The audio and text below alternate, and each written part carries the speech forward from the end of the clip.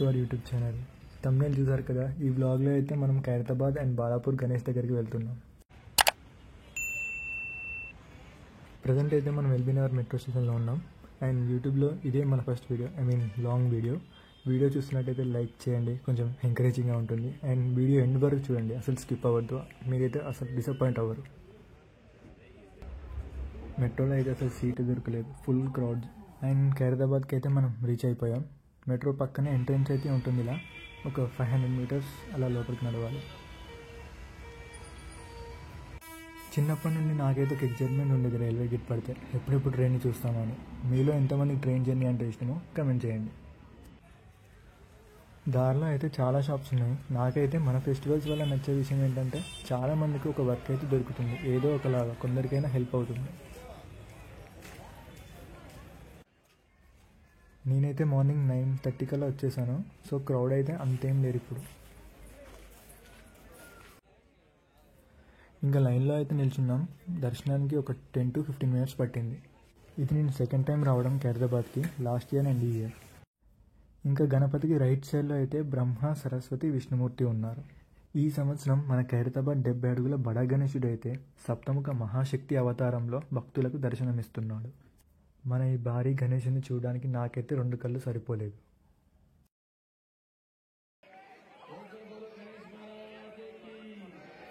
And నేనైతే మంచిగా మొక్కుకున్నా, అందరూ బాగుండాలి అండ్ అందులో మనం ఉండాలి అని. మన గణేశుని దగ్గర అయితే అప్లికేషన్ పెట్టుకున్నా, ఇంకా అంతా ఆయన చేతిలో ఉంటుంది. విగ్రహానికి అండ్ అన్ని ఖర్చులు కలిపి ఒక 1 crore అయ్యుండొచ్చని ఎక్కడో న్యూస్లో విన్నాను. అండ్ గణేశుడికి లెఫ్ట్ సైడ్లో అయితే శివుడు, పార్వతి అండ్ విష్ణుమూర్తి ఉన్నారు. చాలా బాగున్నాయి విగ్రహాలు అయితే. ఖైరతాబాద్లో అయితే దర్శనం అయిపోయింది. అండ్ నెక్స్ట్ మనం వెళ్ళేది బాలాపూర్కి. అండ్ ఫైనల్గా మనమైతే బాలాపూర్ రీచ్ అయిపోయాం. బాలాపూర్కి వచ్చే వాళ్ళైతే మ్యాక్సిమం ఓన్ వెహికల్లో రావడానికి ట్రై చేయండి, ఎందుకంటే ఒకటే బస్ ఉంటుంది బాలాపూర్ విలేజ్కి, కొంచెం ఇబ్బంది అవుతుంది ట్రాన్స్పోర్ట్కి. లేదంటే బాలాపూర్ ఎక్స్ట్రో నుండి బాలాపూర్కి అయితే ఆటోస్ ఉంటాయి, అక్కడ నుంచి అయితే వెళ్ళిపోవచ్చు. అండ్ పక్కనే ఒక 500 మీటర్స్లో అయితే మన గణేష్ మండపం ఉంటుంది. అండ్ బాలాపూర్కి రావడం ఇదే ఫస్ట్ టైం. ఇక్కడ వెళ్ళే దారిలో అయితే ఆంజనేయ స్వామి, వెంకటేశ్వర స్వామి, శ్రీ లక్ష్మీ గణపతి టెంపుల్ అయితే ఉంటుంది. వీలుంటే వెళ్ళి దర్శనం చేసుకోండి.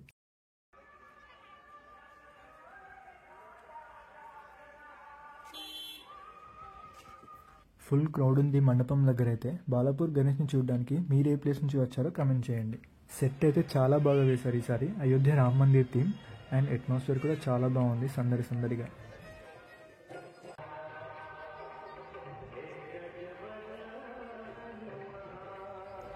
ఇంకా మనం లోపలికి అయితే వెళ్ళిపోదాం.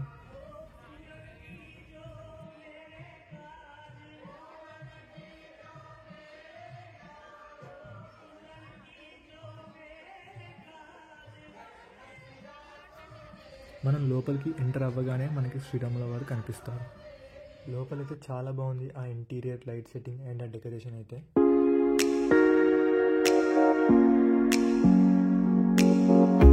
మన ఫేమస్ బాలాపూర్ గణేష్ దర్శనం అయితే కంప్లీట్ అయిపోయింది. గణేశుని విగ్రహం అయితే చాలా బాగుంది సార్.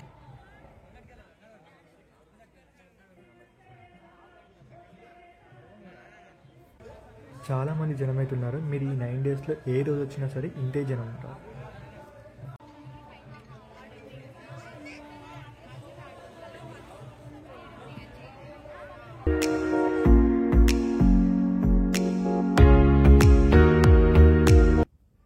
అయోధ్య రామ్ మందిర్ టెంపుల్ని అయితే చాలా బాగా రెప్లికేట్ చేశారు. నాకైతే చాలా బాగా నచ్చింది. అండ్ ఇక్కడ కూడా చాలా షాప్స్ ఉన్నాయి. అండ్ చిన్నప్పుడైతే ఈ 9 డేస్ ఒక ఎగ్జైట్మెంట్ ఉండేది. ఇప్పుడంటే అందరు బిజీ అయిపోయారు, కానీ అప్పుడైతే అన్ని మండపాలు తిరిగి అన్ని వినాయకులను చూసేది. అంటే ప్రసాదం కోసం కూడా వెళ్ళే వాళ్ళం అనుకోండి, అది వేరే విషయం. పార్కింగ్కి ప్లేస్ అయితే చాలానే ఉంది. అండ్ లొకేషన్ కూడా చాలా బాగుంది, క్లైమేట్ కూడా బాగుంది నేను వెళ్ళినప్పుడు. ఇంకా నేను బయటికి వచ్చి బస్ స్టాప్లో వెయిట్ చేశాను. ఇంకా నేను వచ్చిన బస్సులోనే రిటర్న్ అయ్యా. అప్రాక్సిమేట్గా ఒక 1 hour వెయిట్ చేసే బస్ కోసం. ముందే చెప్పా కదా, ఒకటే బస్ ఉంటుంది, అది బాలాపూర్ నుండి MGBSకి వెళ్ళి మళ్ళీ బాలాపూర్కి రావాలి. ఇట్స్ ఓకే, ఇది కూడా ఒక ఎక్స్పీరియన్స్ అనుకోండి. అండ్ మన బస్ అయితే వచ్చేసింది, మనం రిటర్న్ అయిపోతున్నాం. ఇంకా వీడియో లాస్ట్ వరకు చూసినందుకు మీ అందరికీ చాలా థ్యాంక్స్. హోప్ ఈ వీడియో మీ అందరికీ నచ్చింది అనుకుంటున్నాను. వీడియో నచ్చితే లైక్ అండ్ షేర్ చేయండి. అండ్ ఇలాంటి మరిన్ని వీడియోస్ కోసం మన ఛానల్ని సబ్స్క్రైబ్ చేసుకోండి.